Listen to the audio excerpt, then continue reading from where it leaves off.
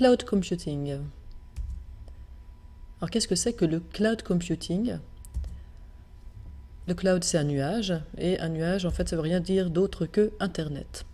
Alors quand on parle de cloud computing, ça veut dire que ce qu'on faisait traditionnellement sur son ordinateur en local, on va se mettre à le faire en ligne sur Internet. Alors par exemple, ça peut être regarder ses messages, ses mails. On peut les regarder, les télécharger sur son ordinateur en local ou, et c'est ce qui se passe maintenant le plus souvent, on va les regarder sur Internet. Il y aura un service à distance qui stockera nos messages et qui nous permettra de les consulter depuis n'importe quel ordinateur relié à Internet. On peut aussi stocker des documents. On peut le faire localement, on peut le faire en ligne. Et puis, un peu plus sophistiqué, on peut éditer nos documents évidemment localement sur notre ordinateur. On peut aussi éditer des documents directement en ligne. Il y a des services qui proposent ça. Alors, quels sont les avantages et les inconvénients? Je propose de commencer par les inconvénients.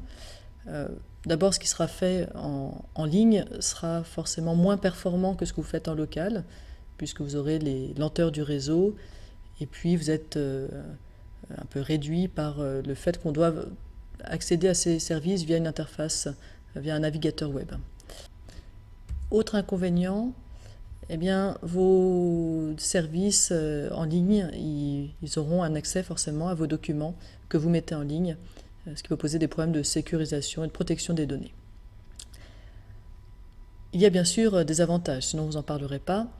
Les avantages, d'abord, c'est pour nous qui sommes enseignants et qui sommes donc souvent nomades, on travaille entre la maison, l'école, et si on est voltigeur entre plusieurs écoles, eh bien ça permet de travailler depuis n'importe quel poste informatique. Ça permet aussi d'avoir une sauvegarde de nos documents sur un support qui est plus robuste que notre ordinateur personnel. Et enfin, et c'est important, ça permet de collaborer puisque ce qui est disponible à distance peut l'être aussi par nos collègues. Je vous invite à voir d'autres vidéos pour découvrir quels sont les usages concrets qu'on peut faire de ce cloud computing.